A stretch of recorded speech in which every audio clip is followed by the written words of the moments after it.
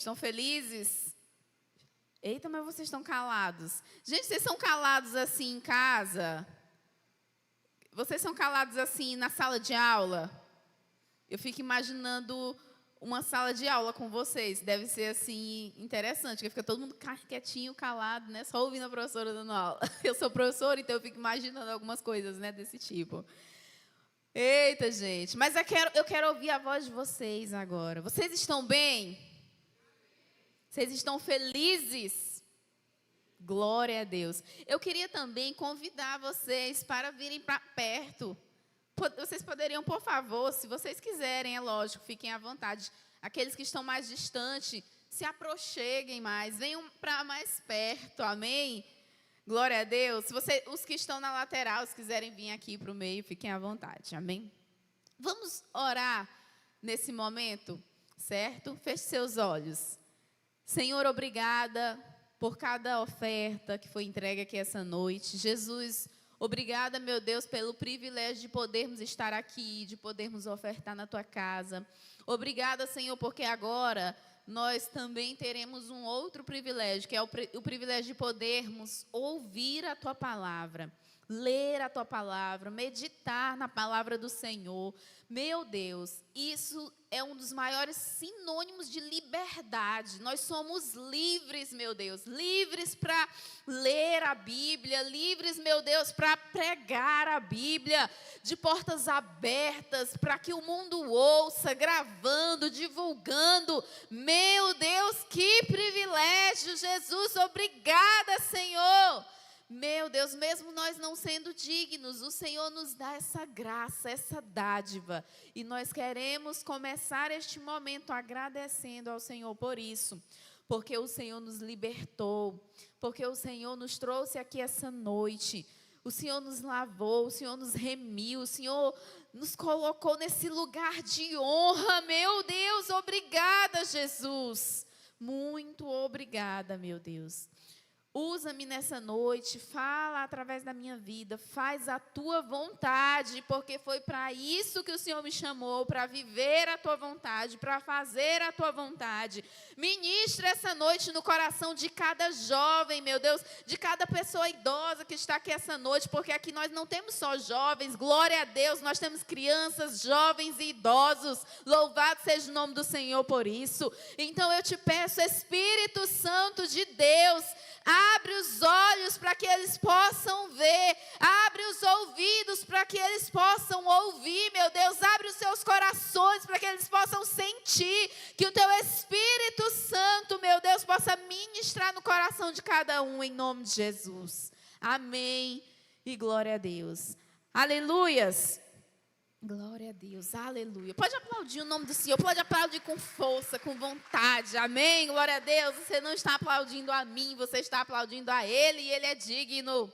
Gente, nós estamos em uma série, né, em uma temporada muito maravilhosa, né? Todas as contemplação não é algo que nós estamos vivendo somente nesse tempo, não é algo que Deus nos convida para viver somente aqui e agora, durante essa temporada. Certo? Contemplar ao Senhor, adorar a Ele, sabe? Estar ali diante dEle, contemplando, adorando, amando, apaixonando-se, é algo que precisa ser contínuo na nossa vida. Desde o momento em que você se converteu, isso já precisava ter iniciado. Se você ainda não é um contemplador, meu irmão, não pode demorar, não. Comece hoje, comece agora e que seja para sempre. Amém? E eu gostaria de compartilhar essa noite com vocês uma palavra que Deus ministrou muito ao meu coração nesses últimos dias. E o título da palavra de hoje é o seguinte: convite à sabedoria. Amém? Você pode olhar para o irmão do seu lado e repetir o título da palavra para você. Você pode proferir o título da palavra aí para o seu irmão. Convite à sabedoria. E aí? Pergunta para ele, e aí? Vai topar o convite? Desde já eu quero dizer que esse é um convite irrecusável. irrenunciável, irrefutável. Esse é um convite que nós precisamos atender, amém? E antes de lermos, eu queria que você já abrisse aí em Provérbios, nós vamos abrir no livro de Provérbios, certo? Provérbios capítulo 1, versículo 20, a partir do versículo 20. E eu queria que você deixasse aí a sua Bíblia aberta, né? E o título aqui na minha Bíblia, o título, a referência é justamente o mesmo da Bíblia. O título que eu coloquei para a palavra é o mesmo que está aqui na Bíblia. Convite à sabedoria. A minha Bíblia, ela é NVI. Em outras versões, talvez não na sua, né, seja diferente. Na NVI, o título é Convite à Sabedoria. Na ARA, Almeida, Revista e Atualizada, o título é Convite e Exortação da Sabedoria. Na ARC, que é a Almeida, Revista e Corrigida, o título é Clama à Sabedoria. Na Bíblia King James, o título é ainda mais intenso. O título é Grito da Sabedoria. E antes de nós meditarmos nesses versículos e começarmos, né, a refletir sobre eles, eu queria fazer uma pergunta muito necessária para vocês. E aí, o que é sabedoria? Para você, assim, jovem ibepense, que está aqui essa noite, no primeiro Action de 2026, eu queria que você desse uma salva de palmas para Jesus, porque você está aqui essa noite, aleluias! Glória a Deus! Talvez você esteja pensando assim, eu gostei do comentário da Bia, que a Bia, no começo, ela falou assim, talvez você deve estar se perguntando, mas não tem o fulano, cadê o cicrano? Estou sentindo falta do Beltrano. Como a Bia falou, né, nós estamos em um período em que muitas pessoas estão viajando ainda, né, e não retornaram para a cidade, estão ainda de recesso. Mas deixa eu te dizer uma coisa.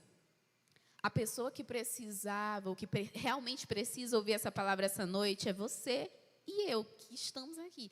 Não que os outros não precisem, certo? Mas é porque, geralmente, quando a gente ouve uma palavra, às vezes vem à mente o fulano, aí a gente fica pensando assim nas pessoas, dizendo, se meu colega estivesse aqui, se meu irmão, essa palavra é para mim, essa palavra é para você, essa palavra é para nós, amém? Glória a Deus! Então, me responda aí. Eu queria ouvir a voz de alguns de vocês. Pode falar mesmo, pode citar, levantar a mão assim e falar. O que é sabedoria? Não tenha medo de errar, não. Alguém? O que é sabedoria, jovens? Se vocês não falarem, eu chamo pelo nome, que eu sou dessas. E aí, Isadora, o que é sabedoria? Meu amor, é para responder, gente, é para falar. O que é sabedoria, Isadora? Vem aqui, Isadora. Isadora, eu estou chamando a Isadora porque eu sei que a Isadora não tem vergonha, não tem timidez, é toda cheia de ousadia, futura ministra de teatro, que já está até atuando, amém, glória a Deus. Sabedoria é alguém que tem discernimento quando vai fazer escolhas, discernimento com suas palavras, que age no momento certo e é uma pessoa sábia. Eita, glória, essa Isadora é uma bênção. Oh, Jesus, obrigada, Deus. Mas alguém tem algum outro conceito? Você pode citar em uma palavra. Se você pudesse definir sabedoria em uma palavra, o que seria, no seu ponto de vista, quando você pensa no conceito de sabedoria? O que é, gente? O que vem à sua cabeça? Mais alguém? Oi? A princesa ali disse saber o certo a se fazer. E aí, mais alguém?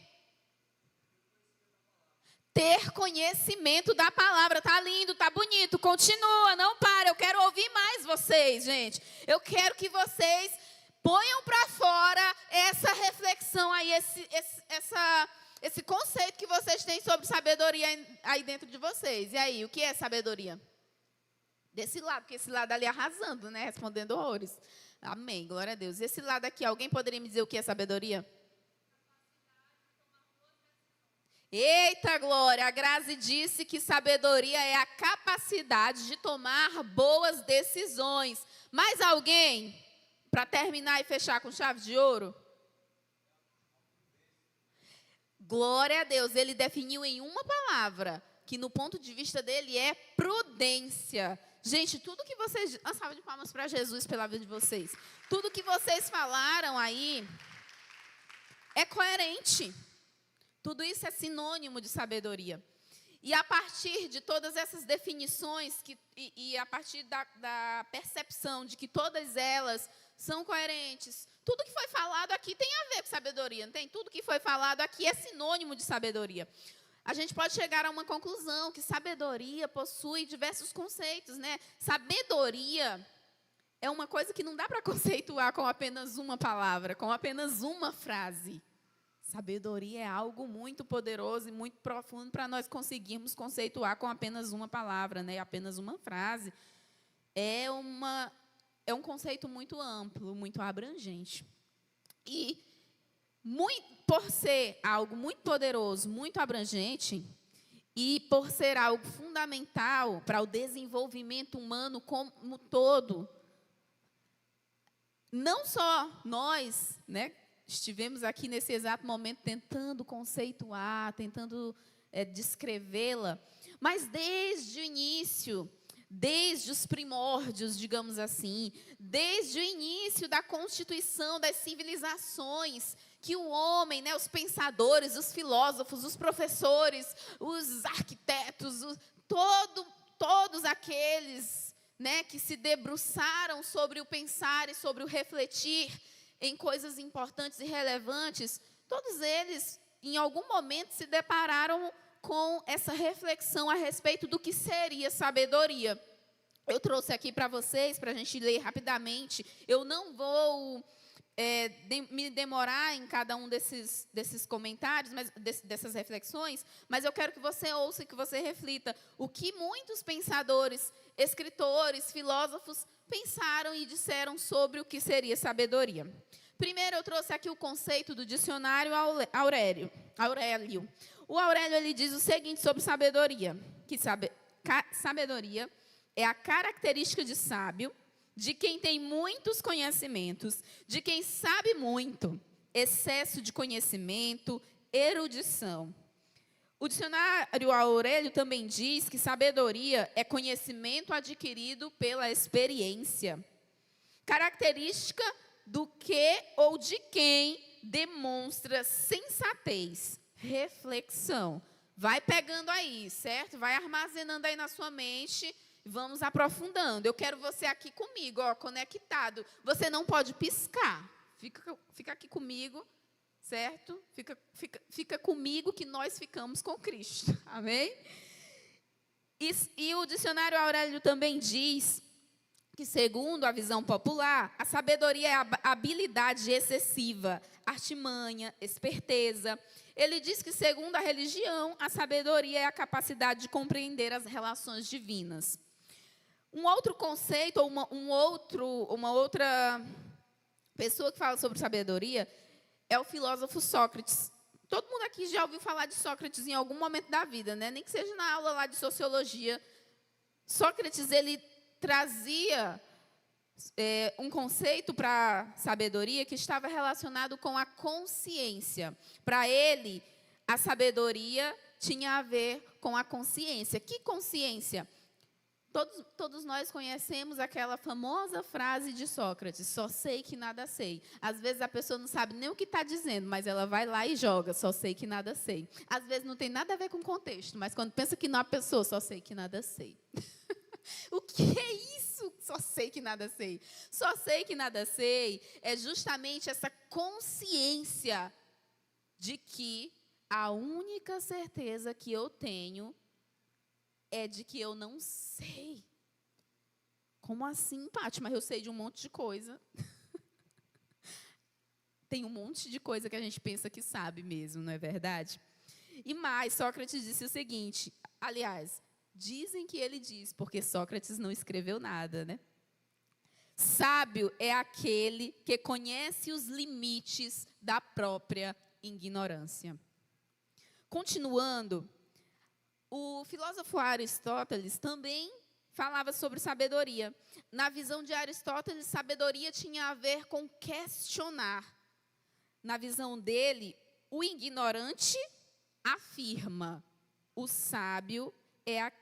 ignorante afirma, O sábio duvida, o sensato reflete. A dúvida é o princípio da sabedoria. Essa era a visão do filósofo Aristóteles a respeito de sabedoria. No ponto de vista dele, a verdadeira sabedoria, o princípio da sabedoria, era a dúvida.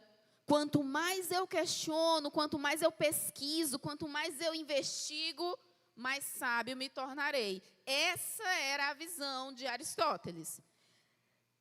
Cora Coralina, uma das maiores escritoras e poetisas, e poetas da literatura brasileira, ela definiu sabedoria da seguinte forma: o saber se aprende com os mestres, a sabedoria só com o corriqueiro da vida. Eu não sei se você conseguiu compreender, mas Cora Coralina, ela via a sabedoria a partir das experiências, a sabedoria como algo que nasce e que surge a partir das experiências. Para se tornar sábio ou para ser sábio, você precisa aprender com aquilo que é corriqueiro da vida, diariamente. Estou quase finalizando os exemplos, os pensamentos aqui. Esse outro pensamento aqui é algo que é um pensamento que eu acho muito interessante. Francis Bacon. Francis Bacon, ele era um pensador, filósofo também, e ele dizia que a sabedoria, que o homem pode tanto quanto sabe. Vou repetir. O homem pode tanto quanto sabe. O que isso significa? Que quanto mais o homem sabe, mais o homem pode. Ele relacionava a sabedoria com o poder. Quanto mais sabedoria você tiver, mais poder você terá. Paulo Coelho, que é um dos escritores contemporâneos também da nossa literatura brasileira, diz que a sabedoria é o seguinte para ele: conhecimento sem transformação não é sabedoria. E aqui nós nos deparamos com uma discussão muito interessante, porque por muitas vezes a gente diz que sabedoria é conhecimento e que conhecimento é sabedoria. E Paulo Coelho, ele vem nos fazer refletir sobre essa semelhança, sobre essa igualdade que nós pontuamos. Será mesmo que conhecimento é sabedoria? De acordo com ele, não, porque de acordo com ele, conhecimento sem transformação não é sabedoria. C.S. Lewis, em As Crônicas de Nárnia, diz que nenhuma alta sabedoria pode ser atingida sem uma dose de sacrifício. De acordo com essa afirmação, para ele a sabedoria é algo que exige esforço, que exige esmero. A sabedoria é fruto de muito esforço, de sacrifício, de alguém que está ali diariamente tentando, buscando, se esforçando para alcançá-la. De acordo com a filósofa contemporânea, a professora Patrícia, brincadeira, gente. Na minha visão, a partir de tudo isso e a partir da minha breve experiência de vida, porque eu sou muito jovem, nos meus poucos 31/quase 32 anos de vida, eu sempre me pus a refletir sobre o que seria a sabedoria. E não só a partir de tantos, da leitura de alguns filósofos, mas principalmente a partir da palavra. Ao meu ver, a sabedoria é o seguinte, eu anotei para eu não esquecer. A sabedoria é saber o que precisa ser feito, por que precisa ser feito, como deve ser feito e fazer. E é interessante que o Mateus, ele falou aqui em cima agora há pouco, sobre essa questão da ação, do agir. Não basta você saber, você tem que fazer. E nós não combinamos nada, porque nós estamos no mesmo espírito, glória a Deus. Gente, eu entendo alguém que é sábio dessa forma. Eu compreendo que uma pessoa realmente é sábia quando ela sabe o que tem que ser feito, por que tem que ser feito, como deve ser feito, e ela vai lá e faz. No meu ponto de vista, a sabedoria está ali ligada, diretamente ligada com a ação. Não há sábio sem ação, no meu ponto de vista. Pessoas inertes, pessoas que não agem, pessoas que não fazem o que precisa ser feito, pessoas que sabem o que é certo e o que é errado, mas mesmo assim não fazem o certo e só fazem o errado. Para mim, tais pessoas ainda não compreenderam realmente o que é sabedoria. Então, é por isso que eu vejo dessa forma. Mas, como todos esses que eu falei anteriormente, e principalmente eu, somos réis mortais, eu trouxe um conceito de alguém que é dono de toda a verdade, né, que é a palavra de Deus. E a palavra de Deus, ela tem diversas passagens em que falam sobre sabedoria. Mas tem uma que eu mais, assim, que eu sinto que mais consegue trazer aqui o conceito de forma mais profunda, de forma mais incisiva, de forma mais cirúrgica, que é Provérbios 9:10, em que o Senhor em que a palavra de Deus diz o seguinte: o temor do Senhor é o princípio da sabedoria. Amém? Aleluias. O temor do Senhor é o princípio da sabedoria. Você pode conhecer sobre muitas coisas. Você pode ter diversos saberes. Mas se você não temer a Deus, você está burlando ou você está deixando de fazer o principal princípio, que é da sabedoria, que é temer ao Senhor.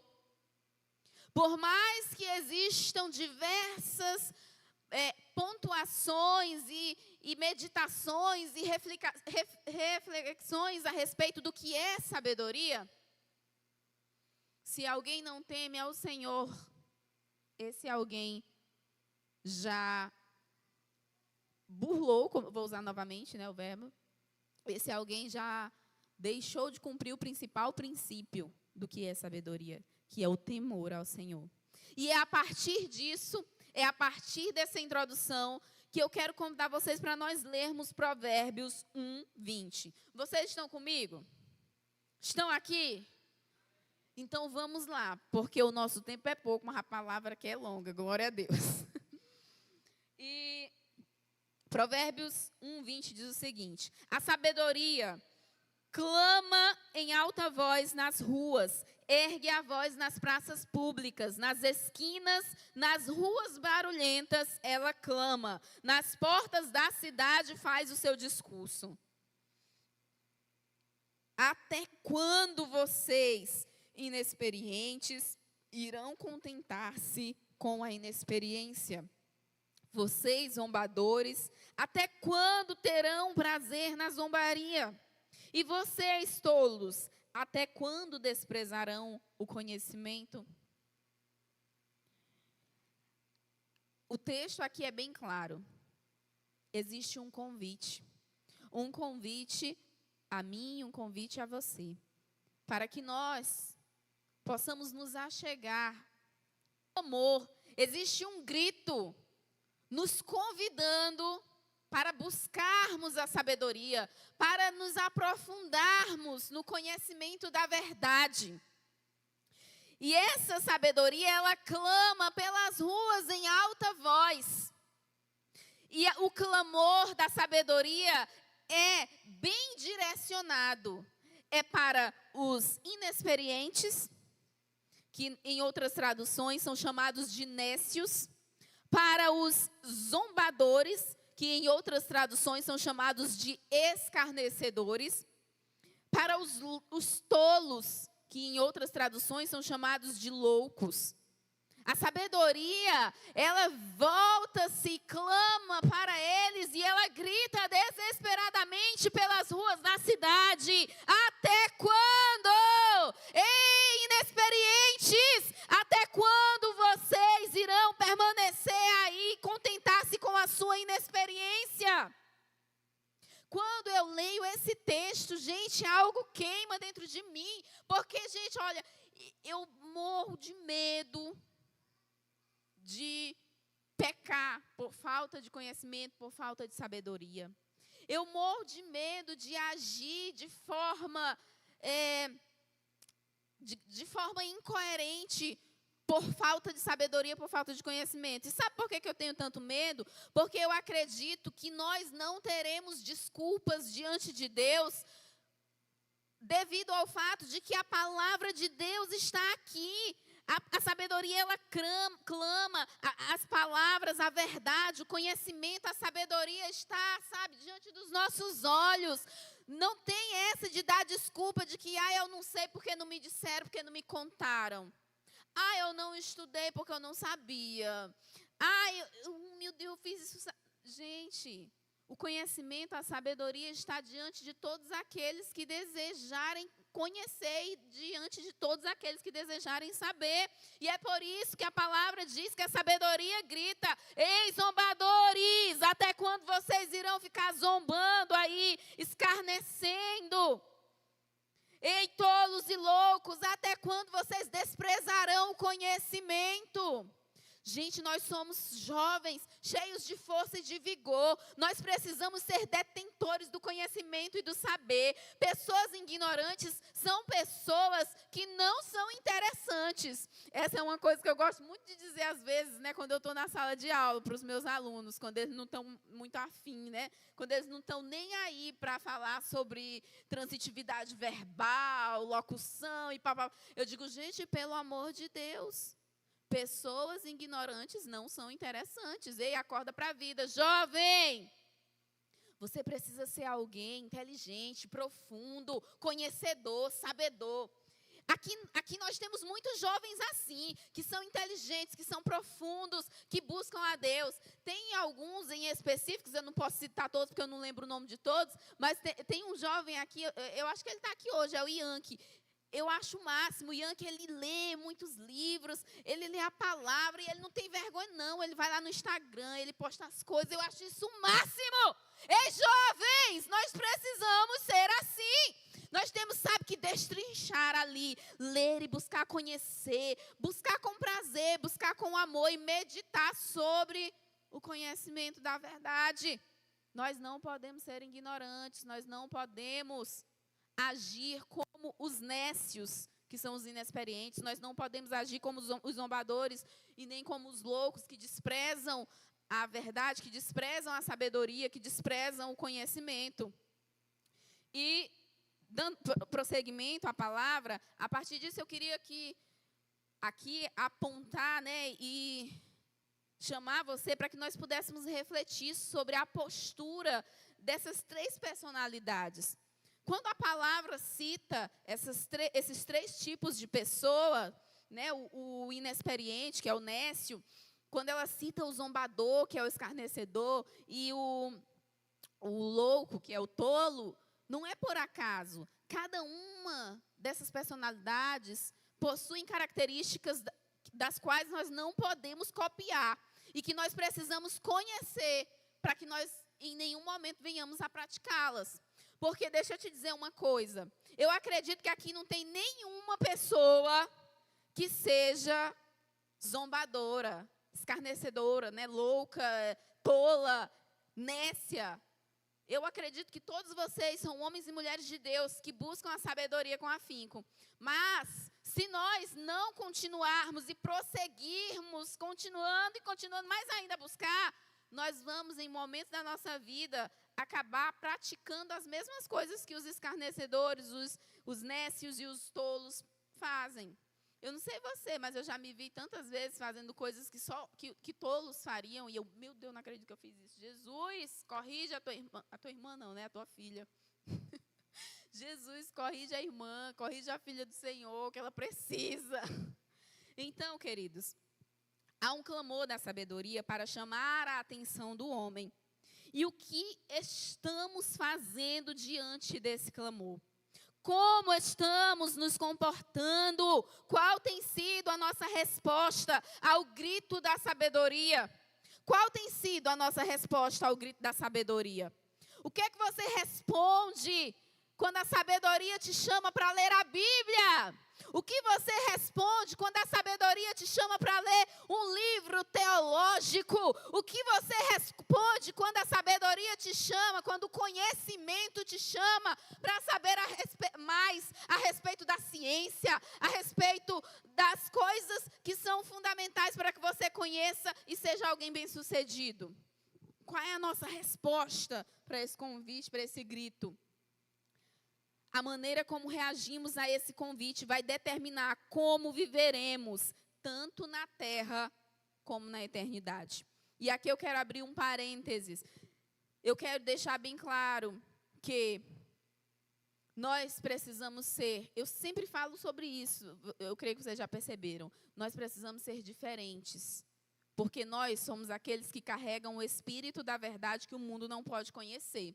Quando você chegar nos lugares, você precisa ser alguém que, ao abrir a boca, vai falar coisas sábias. Se estão falando sobre Jesus, sobre a palavra, principalmente. Não estão falando de língua portuguesa, porque você tem que saber pelo menos o básico. Você não pode ser aquele crente que vai chegar dizendo é mesmo. Você precisa ser alguém, principalmente vocês, jovens, um monte de jovem bonito, interessante. Ó, o Ian que está bem aqui, eu caçando o Ian que acolá, gente. Tu já estava aqui, Ian, quando eu falei? Amém, meu filho, glória a Deus pela sua vida. Continuando. Nós precisamos ser jovens diferenciados. Jovens que sabem o que é uma lei de Newton.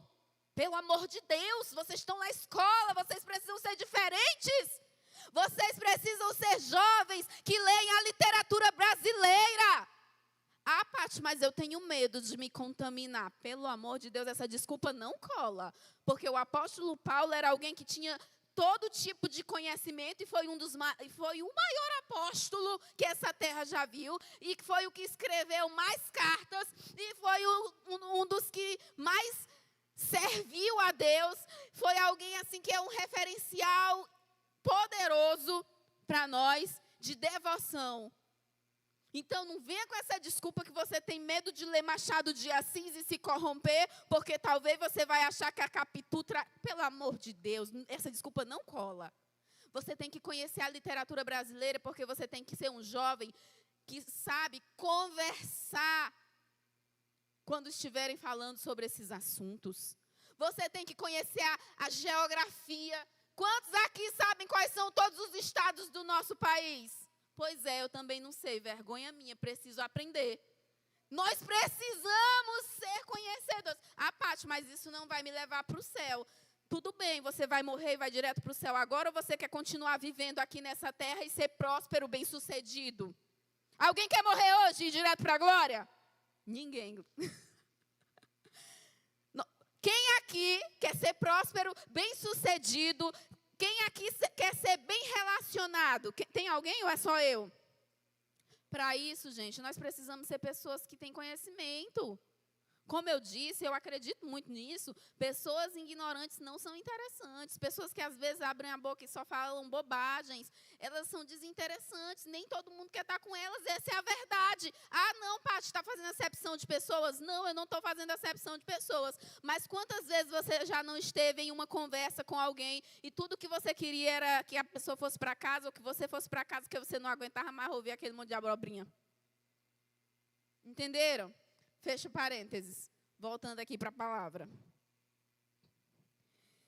Então, a partir desse texto, eu quero convidar vocês para nós refletirmos sobre 4 tipos de pessoas. Estes 3 tipos que o texto apresentou aqui para nós e mais um outro que eu vou citar no final.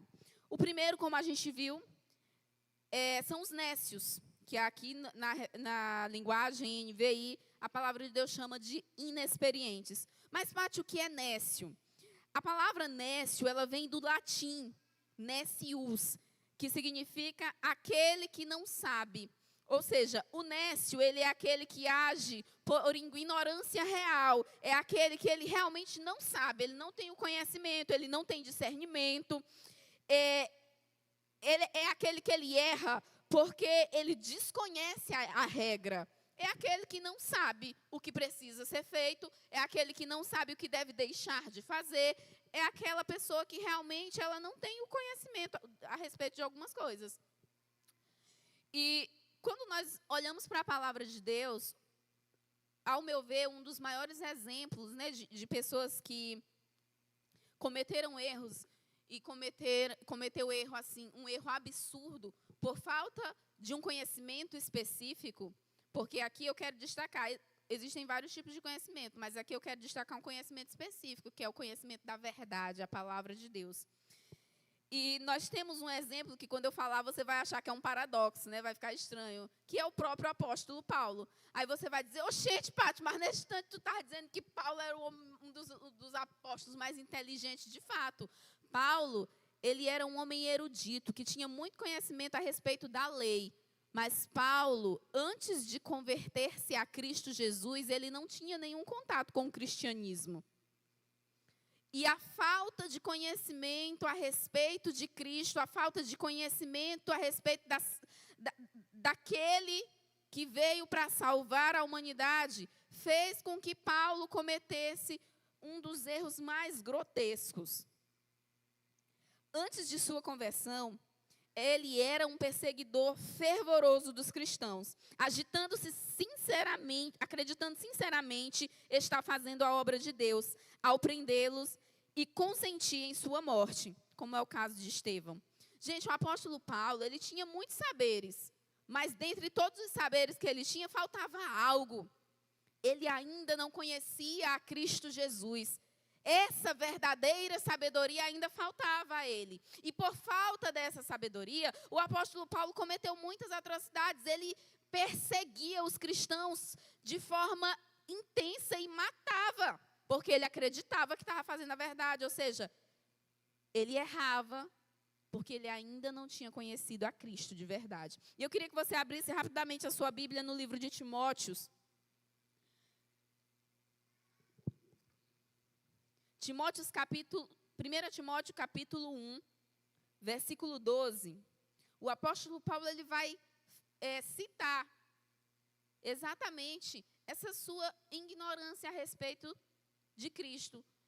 Antes de conhecer a Cristo, ele mesmo declara que ele tinha uma ignorância a respeito de quem Cristo era. E que por conta disso, ele cometeu os erros que cometeu em relação à perseguição aos cristãos.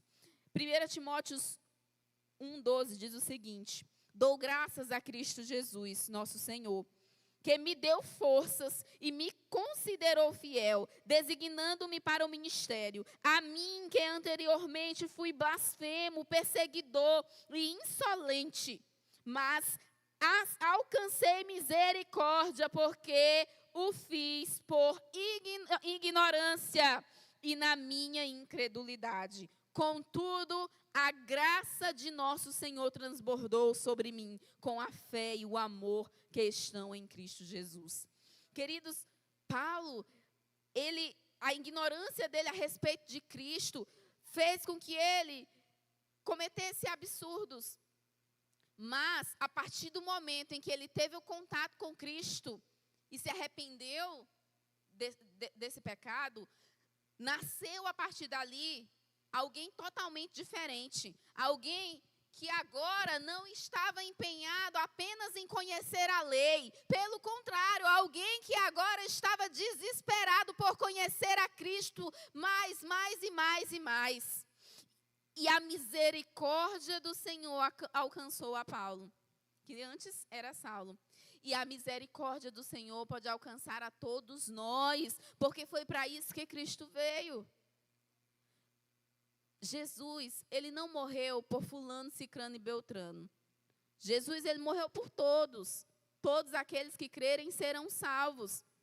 Então, nós precisamos entender que se nós estamos em uma situação de ignorância a respeito da palavra, a respeito do conhecimento de Deus, nós precisamos sair dessa situação. Nós precisamos agir em prol de conhecer a Cristo e buscar a Cristo cada vez mais. Nós precisamos atender o chamado da sabedoria para que não sejamos colocados em uma situação de nécios, certo? Nós precisamos sair desse local de inexperiência para nos tornarmos experientes no conhecimento do Senhor. E a graça do Senhor, que transformou a vida de Paulo, também pode nos alcançar e nos transformar. Eu não sei como você é conhecido na sua casa ou onde você mora. Tem tantas pessoas que são conhecidas porque, meu Deus, mas aquele não sabe o que fala. Não, meu Deus, aquela menina só faz besteira, Jesus, misericórdia. Ei, Jesus não te chamou para ser conhecido dessa forma, essa não é a tua identidade. O Senhor te chama para ser alguém experiente na palavra, conhecedor da verdade, referência, onde você estiver, aleluias. Dando continuidade, o outro exemplo, a outra personalidade, o outro tipo de pessoa que nós temos é o louco, que a Bíblia chama de tolo, aqui nos versículos que nós lemos. E o que seria esse tolo? Qual a diferença entre o tolo e o nécio? A gente viu que o nécio é aquele que ele não sabe, certo? Ele erra porque não sabe, ignorante. O tolo não. O tolo seria aquele que mesmo sabendo, mesmo tendo contato com a sabedoria ou com o conhecimento, digamos assim, ele não julga bem, ele não toma boas decisões, ele age com imprudência, ele vive na base da superficialidade. Ah, eu sei, mas tá bom desse jeito, tá lindo, tá maravilhoso. Ah, não, eu já li um versículo hoje, vou dormir, amém. Pelo amor de Deus, não. Jesus te chama para ser profundo, para ler a palavra todo ano inteira, para ler bastante, conhecer e ter intimidade, ser apaixonado por ela. O tolo, ele é aquele que repete o mesmo erro, mesmo depois de ser advertido. É aquele que o líder dele diz, meu filho, é o seguinte, você não pode se relacionar com aquela pessoa. Mas aí ele vai lá e faz o quê? Se relaciona, mesmo o líder tendo aconselhado para não se relacionar.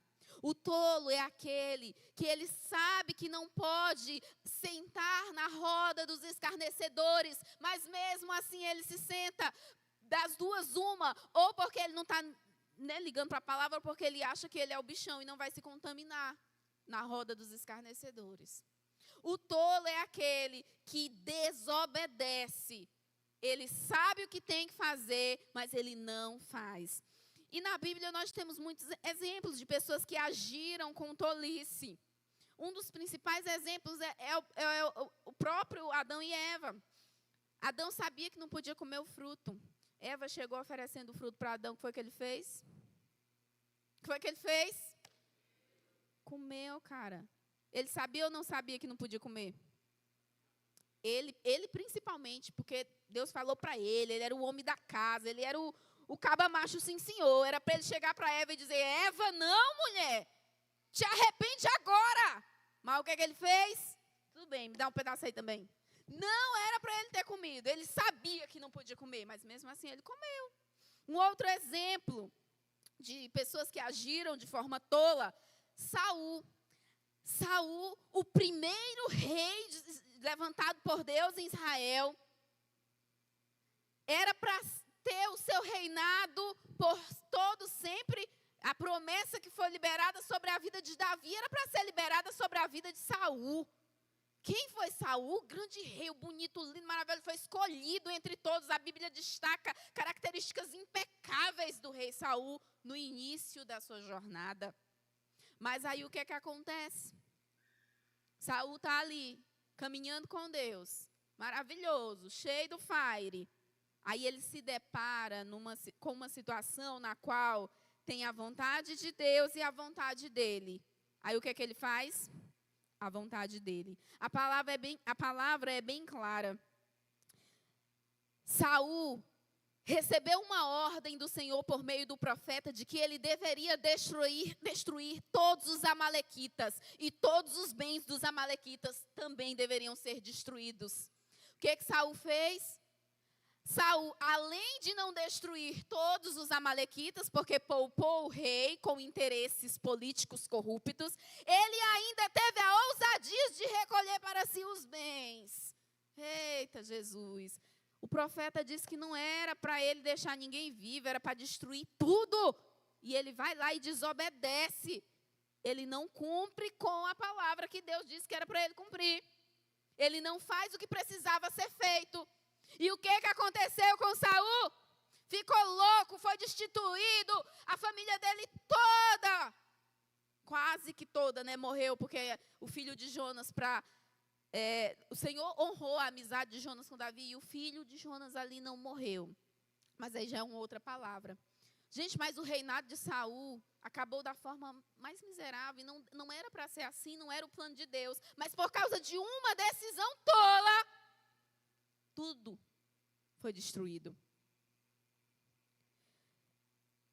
E tem um outro exemplo que eu queria citar para vocês, que para mim esse é um dos exemplos mais, assim, simples e que a Bíblia cita, assim, de forma rápida. E é uma das coisas que eu sempre fico pensando, como assim? Por que ela fez isso?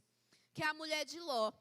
A palavra de Deus diz lá em Gênesis, capítulo 19, a palavra cita, né, aquele momento em que os anjos chegaram na casa de Ló e disseram: ei, Ló, corre, cuida, pega tuas coisas, pega tua família, vai-te embora daqui, porque nós vamos destruir Sodoma e Gomorra, tá? Sodoma e Gomorra está em pecado, eles estão totalmente distantes da vontade de Deus, estão fazendo coisas abomináveis aos olhos do Senhor e eles serão destruídos. Mas por causa da misericórdia do Senhor, que atendeu a uma oração de Abraão, Ló e a família dele recebeu essa oportunidade de redenção.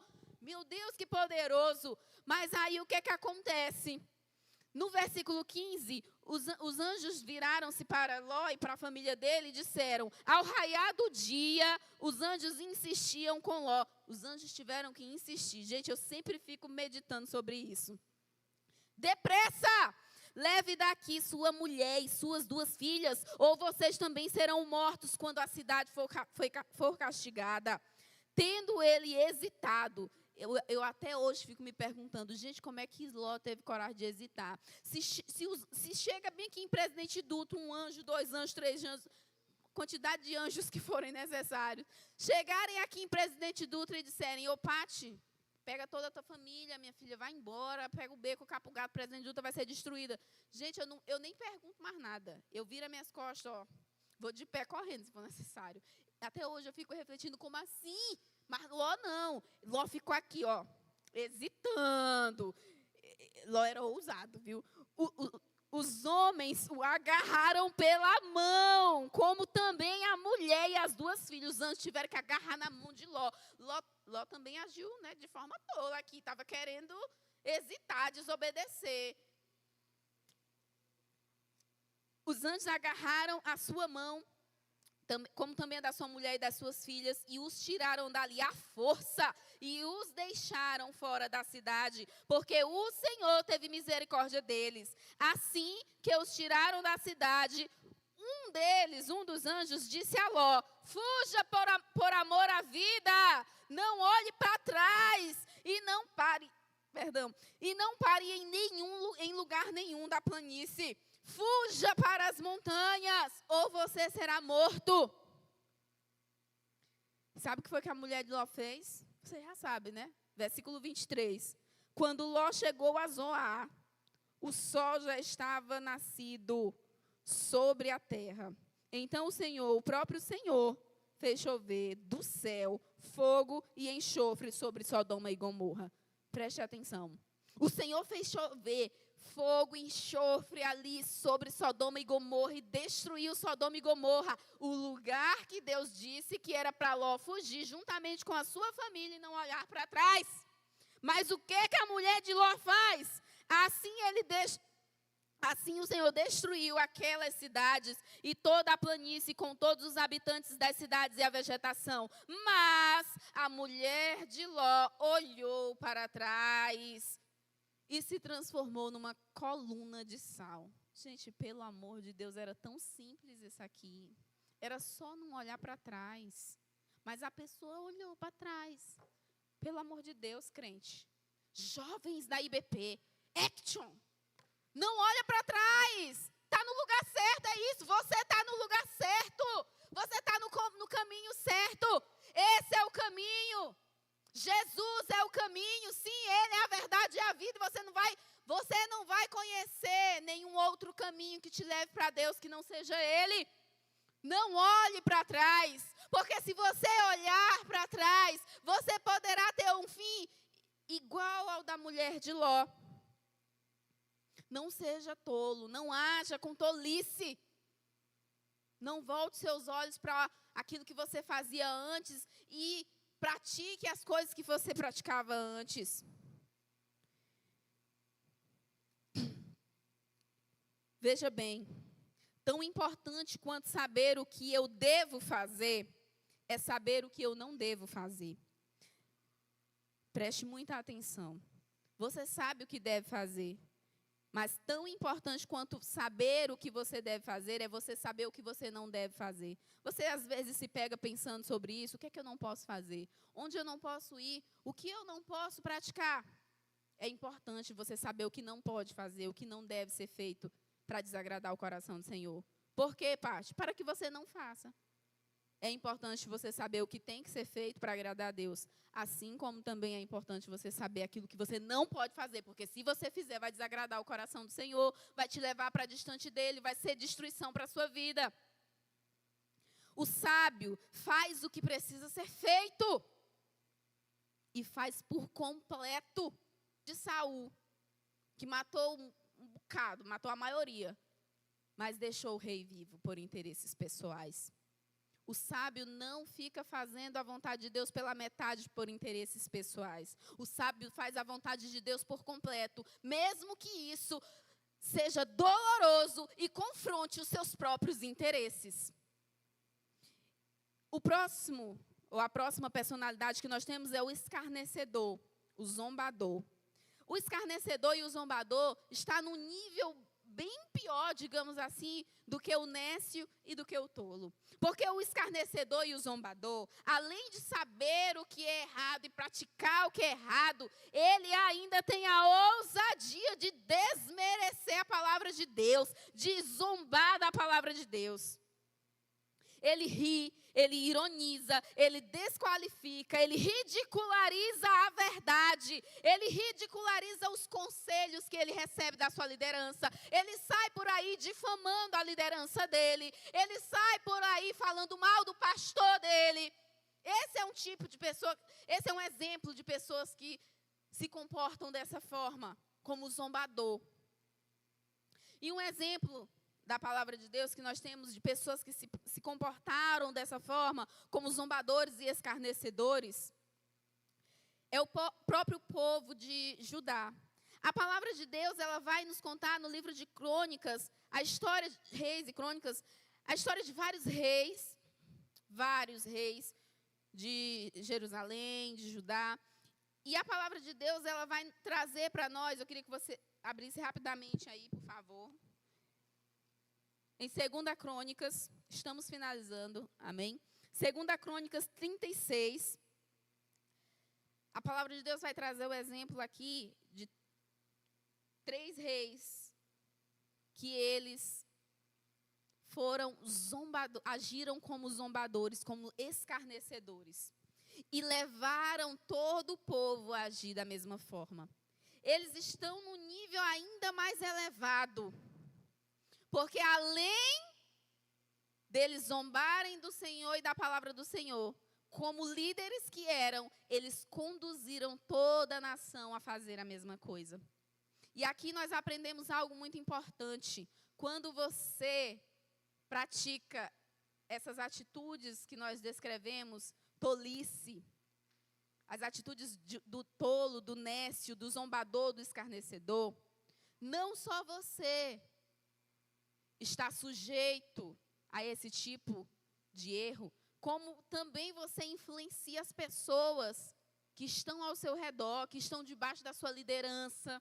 Então, meu irmão, você precisa vigiar não apenas por você, mas também pelas pessoas com quem você convive. Você precisa ser responsável não apenas pela sua vida, mas também pela vida daqueles que o Senhor confiou a você. E no capítulo 36 de 2 Crônicas, versículo 5, a palavra fala sobre o rei Jeoaquim. Diz o seguinte: Jeoaquim tinha 25 anos de idade. Jovem, gente, muito jovem. Olha que jovem. Zombador, escarnecedor, não sejamos assim, pelo amor de Deus. Jeoaquim tinha 25 anos de idade quando começou a reinar e reinou 11 anos em Jerusalém. Ele fez o que o Senhor, o seu Deus, reprova. Pula para o versículo 9. No versículo 9, a palavra diz o seguinte, aqui já é um outro rei, Joaquim. Tinha 18 anos, jovem demais, meu Deus. Ele era aquele jovem que ia para o action, mas aí parou de ir para o culto, parou de buscar a Deus, parou de ler a Bíblia, parou de orar. E era líder de célula. Quando pensa que não, se tornou um zombador e levou com ele toda uma geração. Joaquim tinha 18 anos de idade quando começou a reinar. E reinou 3 meses e 10 dias em Jerusalém. Ele fez o que o Senhor reprova. Versículo 11. Zedequias tinha 21 anos de idade quando começou a reinar. E reinou 11 anos em Jerusalém. Ele fez o que o Senhor, o seu Deus, reprova. E não se humilhou diante do profeta Jeremias. Gente, Zedequias, ele fez o que o Senhor reprova, assim como os demais.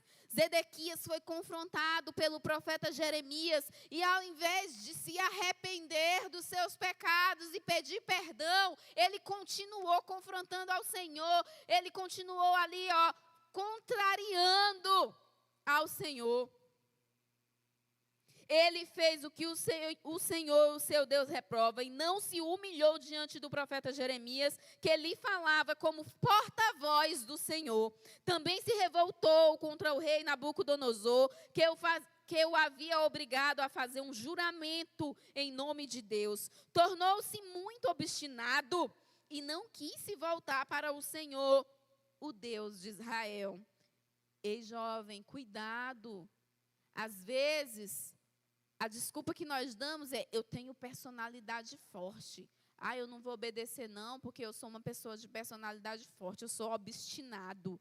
Não tem isso no reino de Deus. Não é a minha vontade. Se eu sou alguém obstinado, se eu sou alguém de personalidade forte, pois eu tenho que botar o meu joelho no chão e orar pedindo a Deus para mudar essa personalidade. Eu não posso correr o risco de me tornar um Zedequias da vida, um Joaquim da vida, um rei Joaquim da vida.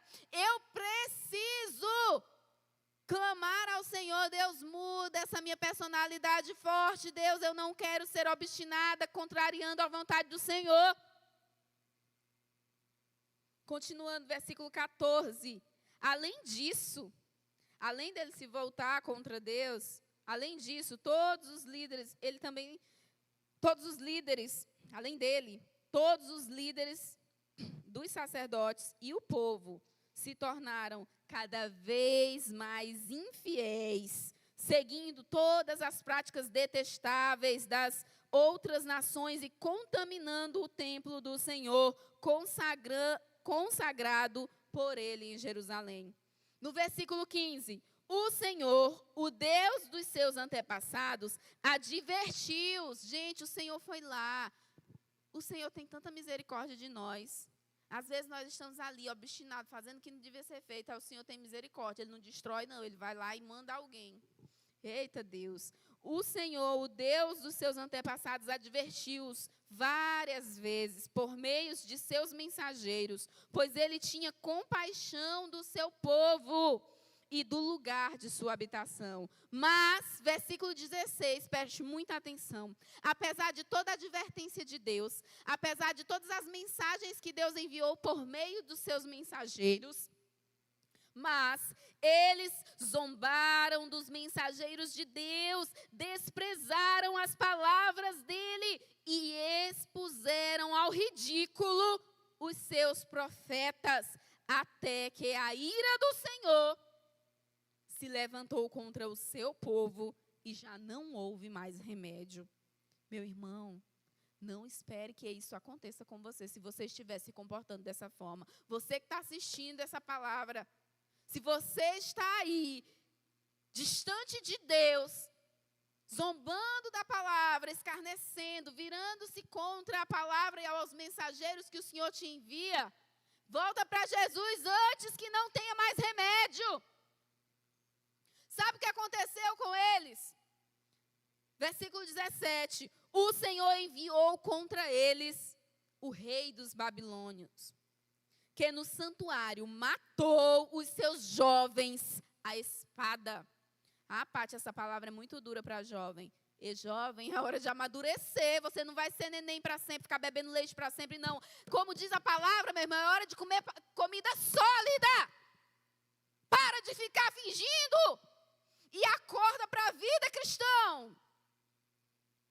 Nós precisamos ser profundos em Cristo, buscar sabedoria diariamente, constantemente, para não nos tornarmos como esse povo que caiu em tentação e que não conseguiu mais se levantar, mas pelo contrário, se tornaram zombadores e escarnecedores, a ponto de Deus ver que não tinha mais remédio para eles. Continuando aqui o versículo para finalizar o texto. Não poupou nem rapazes, nem moças, nem adultos, nem velhos. Deus entregou todos eles nas mãos de Nabucodonosor. Ele levou para a Babilônia todos os utensílios do templo de Deus, tanto os pequenos como os grandes, com os tesouros do templo do Senhor, os do rei e os de seus oficiais. Os babilônios incendiaram o templo de Deus e derrubaram o muro de Jerusalém. Queimaram todos os palácios e destruíram todos os utensílios de valor que havia neles. Talvez você está olhando para mim e está dizendo assim, Paty, eu pensei que tu ia falar sobre algo novo, sobre projetos, sobre planos, sobre renovação. 2026 começou e eu pensei que tu ia falar sobre prosperidade. Deixa eu te dizer uma coisa. Não há prosperidade para aqueles que não buscam a sabedoria do Senhor. Você pode fazer milhares de planos, metas e você pode conquistar todos os seus sonhos, mas você não será verdadeiramente próspero em Deus se você agir com falta de sabedoria e não temer ao Senhor, que é o princípio de toda a sabedoria. E para finalizar, para aqueles que não procuram conhecimento, que rejeitam e zombam do saber, seu fim é a mediocridade, a miséria e a destruição. Queridos, a mudança de ano no calendário judaico-cristão é algo simbólico e eu não desprezo essa virada de ciclo, eu não desprezo, eu realmente acredito que existe sim uma simbologia em volta disso e que é muito importante nós buscarmos estabelecer metas. Eu estabeleci minhas metas, todas elas, mas eu para o ano de 2026. Mas eu fiz isso por questão de organização. Por quê? Porque eu sei que o que vai fazer com que a minha vida seja abençoada, com que eu seja feliz, próspera e bem-sucedida, não é a mudança de ano, é a mudança de Patrícia. Se eu não continuar buscando ao Senhor e sendo renovada por Ele diariamente, meu irmão, não adianta, tem que ser dentro de nós. É de dentro para fora. A transformação é de dentro para fora. E eu queria fechar, nosso tempo já acabou, com uma última personalidade, né, o último exemplo, que é o exemplo que nós precisamos seguir. Nós precisamos refutar todos esses 3 primeiros exemplos. Aquele que não tem conhecimento e que não busca.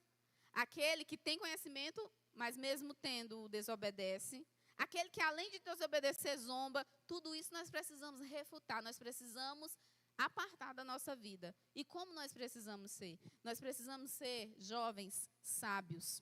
Nós precisamos ser aqueles que dão ouvidos à sabedoria. E isso é obediência. Nós precisamos ser jovens obedientes. Esses são os que entendem o verdadeiro valor da sabedoria. Esses são os que entendem a essência, o princípio da sabedoria. São os que temem a Deus. E o que é que Deus tem preparado para eles? Leia junto comigo aí rapidamente Provérbios 2. Meu filho, Provérbios 1, versículo 32. pois a inconstância dos inexperientes os matará, e a falta de segurança dos tolos os destruirá. Mas quem me ouvir, ou seja, quem ouvir a sabedoria, quem me ouvir, viverá em segurança e estará tranquilo, sem temer nenhum mal. Capítulo 2, meu filho. Isso é a palavra. Tu gritar bem alto. Se procura sabedoria como quem procura prata e buscá-la como quem busca um tesouro escondido, então você entenderá o que é temer o Senhor e achará o conhecimento de Deus, pois o Senhor é quem dá sabedoria, de sua boca procedem o conhecimento e o discernimento. Se coloque de pé, por favor, amém? Queridos, o convite da sabedoria para nós, o convite, o chamado de Deus para a nossa vida, é que nós sejamos conhecedores da verdade, profundos. Esse chamado é um chamado para um nível mais profundo. Não é para viver em superficialidade. Não é um convite para nós virmos ao culto quando nós quisermos, lermos a Bíblia quando nós quisermos. Esse chamado é um chamado para nós sermos profundos, para que nós sejamos intensos, jovens cheios do poder do Espírito Santo. São jovens que eles estão ali, continuamente buscando conhecer a verdade, conhecer a palavra. São aqueles que quando eles chegam, a palavra chega junto, chega rente. Porque eles são a própria essência ali do Senhor, na vida das outras pessoas. Não é um chamado para parecer crente. Não é um chamado para parecer santo. Não é um chamado para você se parecer com um adorador. É um chamado para ser de fato. Nós precisamos ser. Não é só para parecer, para as pessoas olharem e dizer, nossa, como ele é crente. Não, é algo que envolve o que a palavra de Deus diz. Que se vocês me buscarem em espírito e em verdade, vocês me acharão. Não é só para você parecer crente, parecer um adorador aqui, não. É para você ser de fato, não só aqui na igreja, mas onde você estiver, e principalmente lá no seu quarto, na sua intimidade com Ele. O Senhor nos chama para esse nível. Todos querem uma vida boa, plena e próspera, mas temos que estar disposto a agir em prol disso. Começou o ano, todo mundo quer uma vida plena, uma vida próspera, mas o que é que nós estamos fazendo para isso? Todo mundo diz que quer mais de Deus, mas o que é que nós estamos fazendo para termos mais de Deus em nossa vida? Portanto, a verdadeira sabedoria está nisto.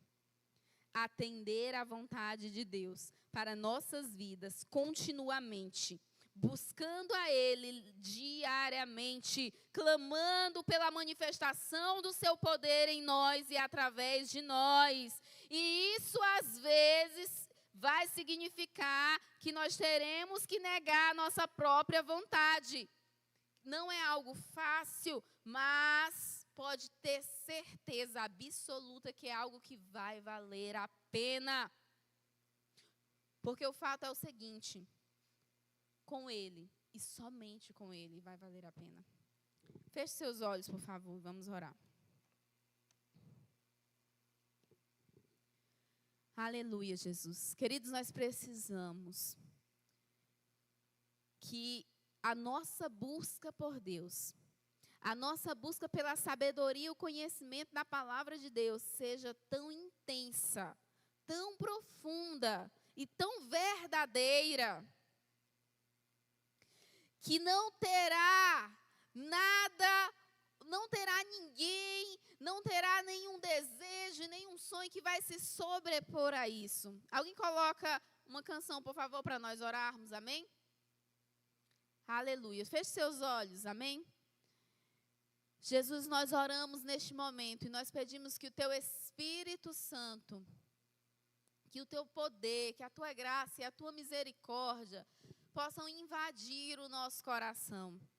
De forma, meu Deus, que nada mais importe. Nós queremos, meu Deus, ser jovens apaixonados por Ti, pela sabedoria e o conhecimento do Senhor.